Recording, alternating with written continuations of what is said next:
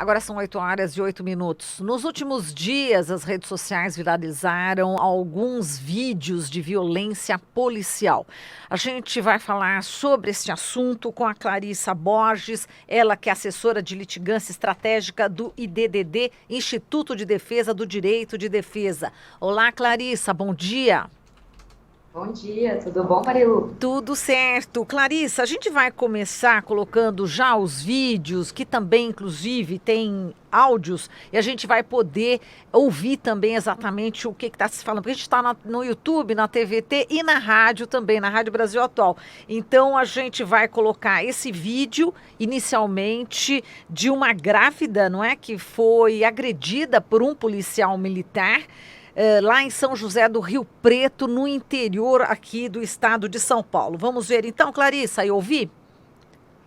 Ela é minha barriga, cara, eu tô grávida, eu não tô Para de me bater. Não, ela tá presa. Praticamente com a perna dele, o joelho na barriga moço, dela, ela tá ela, deitada. moço. Para de pisar na barriga dela, ela tá grávida.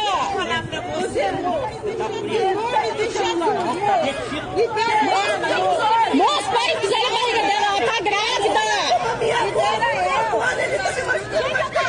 Quem que aparece dela? Chama a avó dela. Ela tá realmente deitada, ela tá inclusive com uma das pernas, né, cruzada com a outra perna, tentando se proteger, e o policial está imobilizando, né, essa mulher, e as pessoas, como vocês estão podendo ouvir, né, estão falando, ela tá grávida, várias vezes falando, e ele tá... Olha, nem com esse apelo.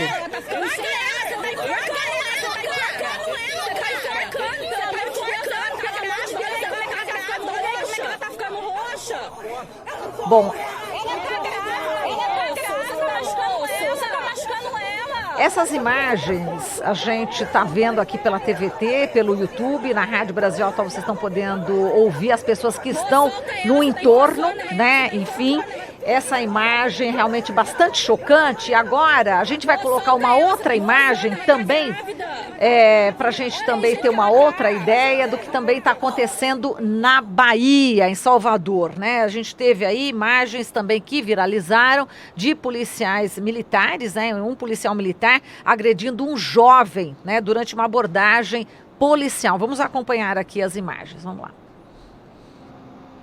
Você vai ver ladrão, você vai dar fundo. Essa desgraça desse cabelo aqui, eu tirei lá. A gente está vendo aqui a filmagem, né, de um policial abordando um rapaz que tem um cabelo assim, enfim, bastante grande, né, bastante comprido. E o policial dá socos na cabeça dele, agora na perna dele. Enfim, critica, né, o tipo de cabelo dele, enfim, essas imagens lamentáveis, né, que a gente está vendo, e eu tentei aqui narrar na medida do possível, né, essas imagens, e a Clarissa Borges aqui do IDDD acompanhando. Bom, no primeiro caso dessa grávida, ela estava filmando, né, no momento em que ele estava fazendo enfim, tentando fazer uma abordagem, e ela estava filmando. E porque ela estava filmando é que ele fez essa agressão. E nesse outro caso, o PM estava fazendo uma abordagem policial e cismou com o cabelo aí do rapaz, né, em Salvador. Clarissa, lamentáveis essas imagens, né? Eu queria que você comentasse o crime, né, que é cometido por policiais militares. É importante reforçar que os policiais militares, em muitas circunstâncias, agem abusivamente contra a população nessa situação bastante rotineira que é das abordagens policiais aqui no Brasil, né? Então, a situação é evidentemente criminosa. De um lado, nós temos uma violência física praticada contra uma mulher grávida, do outro lado, a violência física, e talvez até com viés racial, praticado contra o rapaz que estava sendo abordado, né? E tudo isso gera um espanto muito grande, porque a polícia militar ela existe para prevenir os crimes, não para praticá-los, né? E é uma situação completamente corriqueira, né? As denúncias são bastantes, são muitas, né? Elas chegam aos órgãos responsáveis pela investigação desses fatos e, lamentavelmente, nós não temos conclusão dessas investigações e esse ciclo acaba se perpetuando. E no caso, Clarice, esse caso choca, né? Mas a gente sabe que 90% dos casos de tráfico de drogas, o testemunho policial é o único que tem ali para, na verdade, fazer o enquadramento do crime. Então, é possível a gente imaginar, e a gente sabe, inclusive por relatos, que esse tipo de violência acontece com muita frequência, né? Eu estou falando do caso de tráfico de drogas porque foi a alegação ali em relação à mulher grávida em São José do Rio Preto. Isso acontece com muita frequência e é generalizado no Brasil. É preciso também reformar a lei de drogas para modificar esse quadro, Clarissa? Olha, acho que a sua pergunta ela passa por uma série de questões. A primeira delas é a do testemunho policial. Em grande parte dos processos criminais, a palavra do policial é a única prova produzida a fim de gerar uma condenação, né? E nós temos que lembrar que os policiais, eles são autoridades públicas que estão exercendo a sua função e, evidentemente, são também comprometidos com a legalidade da sua função. Então, quando a gente coloca o testemunho policial como prova, ele tende a corroborar a atividade que ele realizou, né? E isso fragiliza naturalmente a qualidade dessa prova produzida no inquérito. Existe uma pesquisa da Defensoria Pública do Estado do Rio de Janeiro, também sobre o caso de tráfico de drogas, que indica que quando existem outras testemunhas que não os policiais responsáveis pela prisão em flagrante, a probabilidade da condenação criminal se reduz significativamente. Então, nós precisamos criar mecanismos de controle maior sobre a atividade policial, e aqui eu falo de experiências que existem ao redor do mundo. A cidade de Nova York, por exemplo, os policiais, para fazer uma abordagem, precisam utilizar uma câmera que registra o momento e registra tudo o que aconteceu ali, a descoberta do produto proibido, né, e, na verdade, a legalidade de toda a atuação. Né? Enquanto aqui, somente a palavra do policial é o suficiente para condenação e isso gera uma fragilidade muito grande nesses processos. Agora, em relação à punição a esses policiais, né? Como é que é o procedimento, né, que acontece a partir de um fato como esses? Existe aí críticas, né, em relação ao que é feito com esses policiais, não é isso, Clarissa? Esses policiais, eles têm o direito à defesa, isso é evidente, né? Durante essa investigação, ela acontece normalmente dentro do próprio batalhão, né? Que é responsável por este policial militar, né? Então, nós temos instâncias internas de investigação que vão apurar aquela situação. E, no fim das contas, nós temos um problema com relação à vítima que fica muito exposta a uma autoridade que ela receia, né? E as provas que vão ser produzidas, os indícios que vão ser colhidos dentro desses procedimentos acabam sendo cada vez mais frágeis, né? A tendência, né, é de que não haja nenhum tipo de responsabilização. Quer dizer, nesses casos, enfim, a corregedoria seria importante ser acionada, não é isso? Sim, a corregedoria ela deve ser acionada, porque nós temos o problema muito corriqueiro, né, de quem vigia os vigias, exato, quem controla, quem policia as polícias, né? Então, o Ministério Público ele é responsável por fazer o controle externo e a corregedoria é responsável também por apurar a legalidade de todas essas atuações. Então, a corregedoria deve ser acionada a fim de apurar com mais cautela as acusações que são feitas contra esses policiais. Agora, Clarissa, justamente voltando um pouquinho para a questão do testemunho policial, né, ser praticamente o único em boa parte dos inquéritos, né, que acabam acontecendo e acabam se tornando ações penais, eu queria que você falasse justamente a respeito da questão da lei de drogas, né, porque ela, do jeito que ela acaba, a gente sabe que a maior parte dos presos no Brasil vem justamente por conta do crime de tráfico de drogas, e do jeito que ela está estabelecida, ela acaba não dando muito mais poder ao policial, inclusive o poder de praticar abusos e violências como essa que a gente viu no vídeo? É um aspecto bastante controverso, né? Porque a lei de drogas, ela tem duas dimensões que são muito importantes de serem conhecidas. Uma que é do tráfico de drogas, que importa uma série de a prática de uma série de atos que envolvem a finalidade da traficância, e a outra que é a do porte da droga para o consumo pessoal. E essas condutas, elas somente são diferenciadas por circunstâncias do crime. A lei, ela elenca uma série de circunstâncias que o juiz deve examinar no momento de fazer essa diferenciação.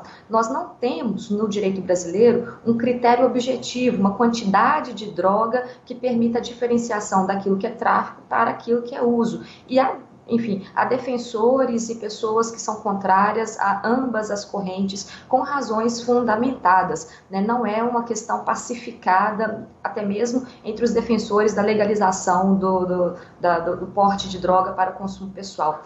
Então, acho que a mensagem que eu preciso deixar aqui é de que, na forma como ela se estabelece, o juiz é que tem, na verdade, muito poder para examinar e diferenciar essas circunstâncias. Mas como ele se ampara, na maior parte dos casos, na palavra do policial, a palavra do policial é que vai valer, ele chancela, o juiz valida aquilo que o policial está dizendo. Se o policial diz que é tráfico, a tendência é que o juiz confirme aquilo no final da sentença. Mas a última palavra ainda é a do judiciário.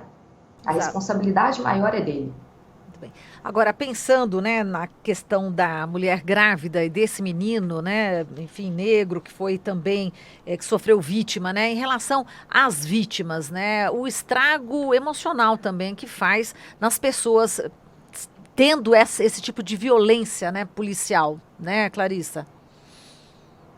Eu penso que a violência policial, ela é traumática para todo brasileiro, né, nós vivemos um período de ditadura militar e durante esse período a polícia ela se desenvolve com técnicas violentas e a redemocratização não alterou significativamente as práticas policiais brasileiras, né? E então é comum, existem pesquisas sobre isso, né? Os brasileiros não confiam na polícia que tem, e não sem razão, né?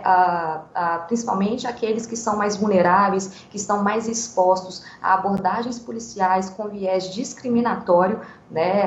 Porque o Código de Processo Penal utiliza uma expressão muito vaga para autorizar a polícia a fazer uma busca pessoal no indivíduo, basta uma fundada suspeita, e para o policial, normalmente, não falo nem que é feito de forma intencional, né, é feito com base, a psicologia ela justifica esse tipo de comportamento. O viés discriminatório contra pessoas pobres, contra pessoas negras, contra pessoas vulneráveis, ele é fundamental para que essa suspeita surja, né? E no estado de São Paulo, por exemplo, nós temos dados que ocorrem como 15 milhões de abordagens policiais em todo o estado ao longo de um ano, né? E a quantidade de prisões em flagrante não chega nem a 1%. As abordagens policiais, portanto, elas constituem uma violência contra o cidadão que não está fazendo nada, na grande parte dos casos, porque nós não temos uma exigência legal de que o policial motive, justifique por que ele faz aquela abordagem.